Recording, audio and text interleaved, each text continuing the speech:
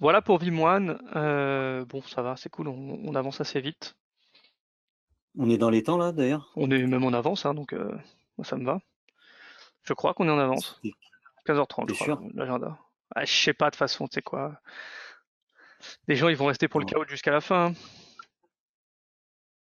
Non, non, il est pas gratuit, c'est un Euh, peu tenant. Non, non, tu peux faire du multi-tenant avec Vim1 pour VBO, sans problème.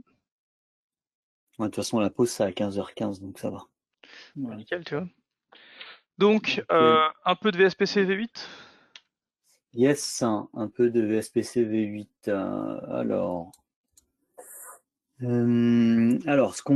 Ce qu'on va faire en plus, ça, c'est tout simplement ce qu'on faisait déjà sur la partie M365. On avait déjà des dashboards, enfin du billing, du reporting, du monitoring. Donc ça, on le conserve. Donc là, en plus, le service provider va pouvoir avoir dans un report, avoir la protection, le nombre de users protégés, les backups, mais également la partie archive storage usage qui va être intégrée dans ces fameux reports. Chose qu'on n'avait pas sur la V7. Donc là, ce sont des choses un peu nouveaux pour pouvoir un peu étoffer la partie billing, facturation, pour pouvoir transcrire ça à vos clients finaux. Mais il n'y a rien d'autre qui a été changé sur la partie data protection sur la VSPC V8.1. Sauf si toi tu vois autre chose, Baptiste, mais donc c'est juste des améliorations en termes de billing et de monitoring, rien de Pour VBO, plus. ouais, complètement, il n'y a rien. Il n'y a rien de C'est plus. juste pour vous dire, Ici, ça le fait et ça le fait toujours. bon, de toute façon, la VSPC, c'est comment dire, c'est un outil qui va être chez nous. Ah, t'as coupé ton micro. Non, tu viens de couper ton micro, je sais pas ce que t'as fait. Mais c'est pas sur. Et ce n'est pas sur Webex. Ah, là tu te démutes, mais je pense que c'est pas, c'est IRL. Non. Ah, la technologie. En plus, on a que deux de micros, donc c'est bien dommage de pas pouvoir s'en servir. Allez, le temps que tu. Vas-y, hein, fais des tests, amuse-toi, dès que je t'entendrai parler, je te redonnerai la main. Le... Ce qui est intéressant sur la 8.1, c'est surtout l'amélioration de support de nouvelles plateformes. Il y en a deux qui sont majeures et importantes. La première, c'est le support de vCloud Director pour la partie scénario d'hébergement. Donc on l'appelle hosting scénario. Vous avez la possibilité maintenant de mapper, d'accord, les organisations VCD pour la partie hosting. Donc c'est un peu...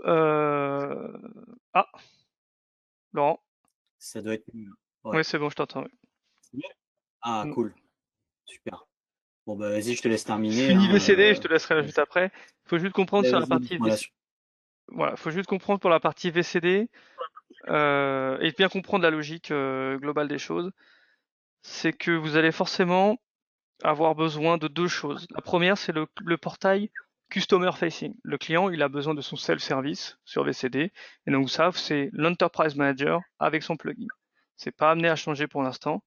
Donc le client qui veut pouvoir faire du self-service, cliquer sur lui-même sur ses jobs, cliquer lui-même sur ses restores, c'est l'Enterprise Manager avec le plugin self-service.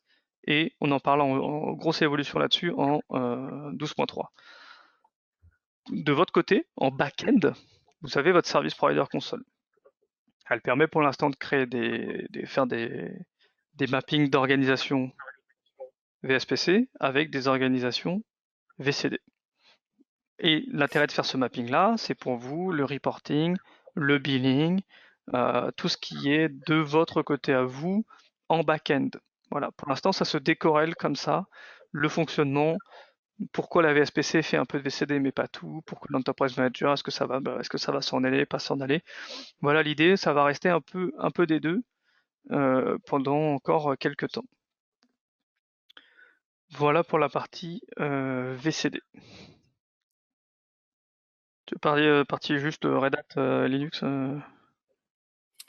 Ah oui, donc ce qu'on faisait déjà auparavant avec VMware et Hyper-V, donc là depuis l'intégration de ces nouveaux environnements, on va pouvoir avoir une visu globale sur les backup jobs de ces environnements. Ouais, pareil pour la partie RHV et puis la partie Oracle Linux KVM. Tout ce qu'on intègre dans VBR comme nouveaux environnements, on essaie de le retranscrire dans la partie VSPC pour que nos services providers puissent avoir une vue unifiée sur les différents environnements et pas uniquement les environnements de départ, donc, tels que VMware et Hyper-V. Donc Yes. rien de plus.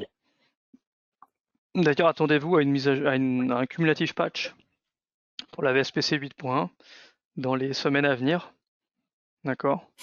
Donc il y aura un cumulatif patch pour la VSPC 8.1 qui arrive dans les semaines à venir et qui sera important de mettre en place. J'ai bien dit important. Donc, tu fais du teasing, mais tu t'en dis pas plus, quoi. Je peux pas, Ok. non, c'est qu'un cumulatif patch, mais du coup il est important ce cumulatif patch à mettre en place. C'est le mot important qu'il faut retenir, en fait. Nouveaux environnements. Donc, ce qu'il fallait retenir sur les précédentes versions, c'est que on avait la possibilité, donc là, en tant que service provider, d'avoir des appliances qui tournent dans ces hyperscalers, donc AWS et Azure, et de pouvoir donner un espace sur la console à votre client, sur la console VSPC, pour que le client vienne faire la même chose que Microsoft M365, d'inscrire son tenant, son organisation, et de pouvoir commencer à sauvegarder en fait ces assets qui tournent dans ces deux différents clouds, AWS et Azure. Là, la petite nouveauté, c'est qu'on vient d'intégrer Google Cloud en plus, et on vient intégrer des nouvelles bases de données telles que DynamoDB, la partie RDS, donc basée sur du Postgre, la partie Redshift FS, donc un file system, et la partie Cosmos DB qui est du Postgre tout simplement.